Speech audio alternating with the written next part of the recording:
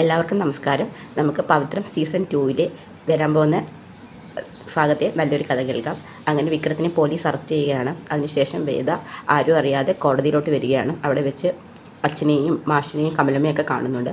അതിനുശേഷം വേദ നോക്കുന്നത് ദർശനെയാണ്. ദർശനെ കണ്ടു കഴിഞ്ഞാൽ എങ്ങനെയെങ്കിലും സത്യങ്ങളെല്ലാം ദർശനോട് പറയാം, വിക്രത്തിനെ രക്ഷപ്പെടുത്താമെന്നൊക്കെ പറഞ്ഞാണ് അവിടെ ഒളിച്ചു നിൽക്കുന്നത്. പക്ഷേ ആ സമയത്ത് ദർശനെ കൂട്ടിക്കൊണ്ടുവന്ന ശ്രീകാന്താണ്. ശ്രീകാന്ത് പറഞ്ഞ കള്ളക്കഥകൾ വിശ്വസിക്കുന്ന ദർശൻ വിക്രത്തിനെതിരെ തിരിയുകയാണ്. വേദയ്ക്കൊന്നും പറയാൻ പറ്റത്തില്ല, ആരുടെ അടുത്തോട്ടും ചെല്ലാനും പറ്റത്തില്ല. താൻ ഗർഭിണിയാണെന്നുള്ള കാര്യം പോലും എല്ലാവരിൽ നിന്നും വേദ മറച്ചു വെക്കുകയാണ്. അതിനുശേഷം വേദ ഒരു ഓട്ടോയിൽ കയറി യാത്ര പോവുകയാണ്. വിക്രവും വേദയും രണ്ട് വഴിയിൽ വേർപിരിയുകയാണ്.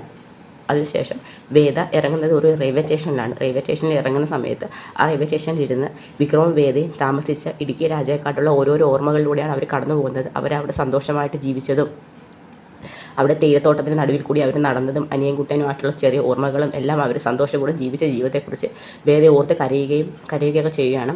ആ സമയത്താണ് വേദയ്ക്ക് ഇനി എന്ത് ചെയ്യും, തൻ്റെ കുഞ്ഞിനെ എങ്ങനെ രക്ഷപ്പെടുത്തും, വീട്ടിൽ ആരുടെ ഞാൻ പറഞ്ഞിട്ടില്ല താൻ ഗർഭിണിയാണെന്നുള്ള കാര്യം, താൻ ഈ ഒരു പ്രതിസന്ധി ഘട്ടത്തിൽ താൻ ആരുടെ സഹായം തേടും എന്നൊക്കെ പറഞ്ഞ് വേദ ഇങ്ങനെ പലതും ഇങ്ങനെ ചിന്തിച്ചിരിക്കുകയാണ്. ആ സമയത്താണ് വേദയ്ക്ക് പെട്ടെന്ന് വിക്രത്തിനെ രക്ഷപ്പെടുത്താൻ ഇഷിത എടുത്ത എഫേർട്ട് മനസ്സിലാവുന്നത്. അങ്ങനെ ഇഷിതയെ തന്നെ വിളിക്കാമെന്ന് പറഞ്ഞുകൊണ്ട് വേദയുടെ ഇൻറ്റിമേറ്റ് ഫ്രണ്ടായ ഇഷിതയെ വിളിക്കുന്നുണ്ട്. ഇഷിതയെ ഫോൺ ചെയ്തതിന് ശേഷം നടന്ന കാര്യങ്ങൾ മുഴുവൻ ഇഷിതയോട് പറയുന്നു. ഈ സമയത്ത് ഇഷിത പറയുന്നു, നീ എന്തൊക്കെയാണ് വേദയെ പറയുന്നത്, എനിക്ക് ഒരിക്കലും വിശ്വസിക്കാൻ പറ്റുന്നില്ല, നിൻ്റെ ചേട്ടൻ ഇങ്ങനെയൊക്കെ ചെയ്യുമെന്ന്. അതെ, എനിക്ക് ഇപ്പോഴത്തെ സാഹചര്യത്തിൽ എനിക്ക് എൻ്റെ കുഞ്ഞിനെ എങ്ങനെ രക്ഷിക്കണം, നീ എന്തായി പറയുന്നത്? അതേ ഇഷിത, ഞാൻ പ്രഗ്നൻ്റ് ആണ്. ഈ കാര്യം ആരുടെ ഞാൻ പറഞ്ഞിട്ടില്ല, പ്രത്യേകിച്ചും എൻ്റെ വീട്ടുകാരോട് പോലും. ശ്രീയേട്ടൻ അറിഞ്ഞു കഴിഞ്ഞാൽ അയാൾ എൻ്റെ കുഞ്ഞിനെ കൊല്ലാൻ ശ്രമിക്കും, അയാളൊരു കംസനാണ്, എനിക്ക് എൻ്റെ കുഞ്ഞിനെ രക്ഷപ്പെടുത്തിയേ പറ്റത്തോളം എന്ന് പറയും. എനിക്ക് ആരോടും സത്യം പറയാൻ പറ്റത്തില്ല, എനിക്ക് വേറെ എങ്ങോട്ടെങ്കിലും ആരും കാണാത്ത എവിടെയെങ്കിലും മാറി നിൽക്കണം. നീ എങ്ങോട്ട് മാറി നിൽക്കണമെന്ന് നീ പറയുന്നത്, അത് എൻ്റെ ഫ്രണ്ട്സിൻ്റെ അടുത്തൊന്നും എനിക്ക് ചെല്ലാൻ പറ്റത്തില്ല. കാരണം എൻ്റെ ഫ്രണ്ട്സിനെ എല്ലാം ശ്രീയേട്ടനെ അറിയാം, അയാൾ എങ്ങനെയെങ്കിലും അന്വേഷിച്ച് കണ്ടുപിടിച്ച് അവിടെ വരുമെന്ന് പറയും. എനിക്ക് ഞാനൊരു കാര്യം പറയാം, ഞാൻ പറഞ്ഞത് ശ്രദ്ധിച്ച് കേൾക്കണമെന്ന് പറയും. ഈ ഒരു ഘട്ടത്തിൽ നിന്നെ ഹെൽപ്പ് ചെയ്യാൻ എനിക്ക് സാധിക്കുമെന്ന് പറയും. നീ എന്താ ഇഷിതയിൽ പറയുന്നത്? എൻ്റെ ഏറ്റവും അടുത്തൊരു സുഹൃത്തുണ്ട്, അവർ ഫാമിലിയായിട്ട് താമസിക്കുകയാണ്, നീ അങ്ങോട്ട് ചെല്ലണം, അവിടെ ഞാൻ എല്ലാ കാര്യവും വിളിച്ച് പറഞ്ഞേക്കാം. നിന്നെ ഈ ഒരു സമയത്ത് നിന്നെയും നിൻ്റെ കുഞ്ഞിനെ പ്രൊട്ടക്റ്റ് ചെയ്യാൻ അവർക്ക് കഴിയും. അതുകൊണ്ട് ഞാൻ തരുന്ന കോൺടാക്ട് നമ്പറിൽ നീ അവരെ ബന്ധപ്പെടണം. അതിനുശേഷം ഞാൻ എല്ലാം വിളിച്ച് പറഞ്ഞിട്ടുണ്ട്, നീ അങ്ങോട്ട് ചെന്നാൽ മതി, ഞാൻ നിന്നെ കാണാൻ ഇടയ്ക്കിടയ്ക്ക് അങ്ങോട്ട് വരാമെന്ന് ഇഷിത വേദയോട് പറയുന്നുണ്ട്.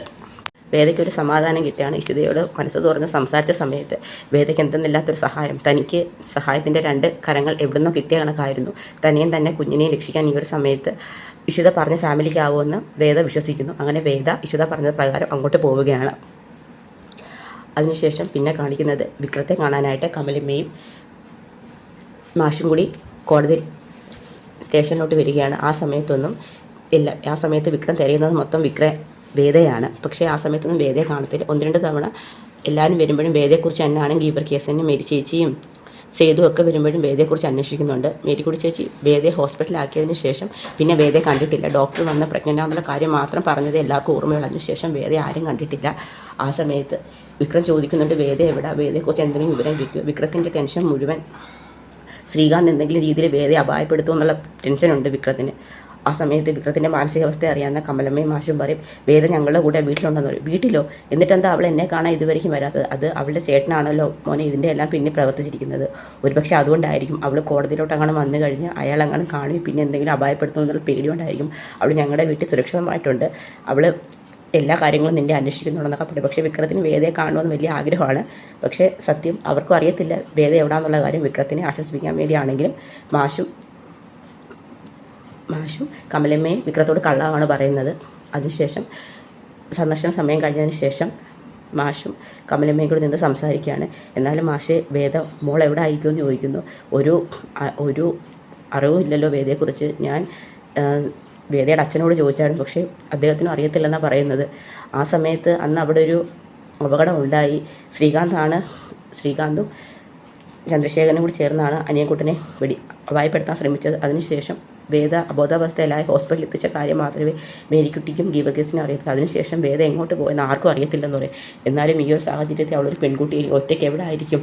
ആ സമയത്ത് മാഷൂരെ അവളുടെ നല്ല മനസ്സും നല്ല ദൃഢനിശ്ചയമുള്ള തീരുമാനങ്ങളും അവൾ എവിടെയെങ്കിലും സുരക്ഷിതമായിട്ട് ഇരിപ്പുണ്ടായിരിക്കും. നമ്മുടെ മോൻ ജയിലിൽ നിന്ന് ഇറങ്ങുന്ന ആ സമയത്ത് അവൾ തിരിച്ചു വരുമ്പോൾ എന്നാലും എന്താണെന്നറിയാതെ എനിക്ക് എൻ്റെ കുഞ്ഞിനെ ഒന്ന് കാണണമെന്നൊക്കെ പറഞ്ഞ് കമല മാഷിൻ്റെ അടുത്ത് കെട്ടിപ്പിടിച്ച് കിടന്ന് കരയാണ്.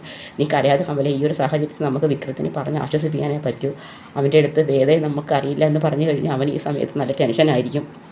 അവൾ സുരക്ഷിതമായിട്ട് നമ്മളുടെ വീട്ടിലുണ്ടെന്ന് അറിഞ്ഞു കഴിയുമ്പോൾ അവൻ അതെങ്കിലും ഒരു ആശ്വാസമാകുമെന്ന് പറയും. അത് ശരിയാ മാഷേ, എന്തായാലും നമുക്കൊന്നും കൂടി അന്വേഷിക്കാം എന്നൊക്കെ പറയും. ഇതിനെല്ലാം കാരണം ശ്രീകാന്ത.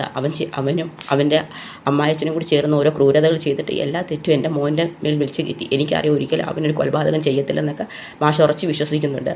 ആ സമയത്ത് മാഷ് തന്നെ പറയുന്നുണ്ട്, ഇപ്പം വേദയുടെ മുത്തശ്ശന് എഴുതി കൊടുത്ത കമ്പനിയുടെ അധികാരം മൊത്തം അവനല്ലേ, അവനെ അത് നോക്കാനുള്ള ഒരു അധികാരം മാത്രമേ അവനുള്ളൂ. ഇപ്പോൾ ആ കമ്പനി മൊത്തം കൈയടക്കി വെച്ച് അനുഭവിക്കുന്നത് മൊത്തം ശ്രീകാന്താണ്. ജഡ്ജി സാറിന് പോലും അവിടെ ഒരു വിലയില്ല. അദ്ദേഹം പറയുന്ന പോലും അവരാരും കേൾക്കുന്നില്ലെന്നാണ് പറയുന്നതെന്ന് പറയും. ഇതിനെല്ലാം ഒരു തിരിച്ചടി കിട്ടും. വേദയും വിക്രവും ഒരുമിച്ച് വന്നതിന് ശേഷം മാത്രമേ ഇതിനുള്ള തുടർ തീരുമാനങ്ങൾ നമുക്ക് ചെയ്യാൻ പറ്റത്തുള്ളൂ എന്ന് പറയും. നമുക്ക് സ്വത്തും പണം ഒന്നും വേണ്ട, നമ്മുടെ കുട്ടികളെ നമുക്ക് തിരിച്ച് കിട്ടിയാൽ മതിയായിരുന്നു എന്ന് പറഞ്ഞ് അവർ രണ്ടും കൂടെ സംസാരിച്ചുകൊണ്ട് നിൽക്കുന്നിടത്താണ് നമ്മുടെ കഥ അവസാനിക്കുന്നത്. എല്ലാവർക്കും വീഡിയോ ഇഷ്ടമായെങ്കിൽ ഒന്ന് സപ്പോർട്ട് ചെയ്യുക.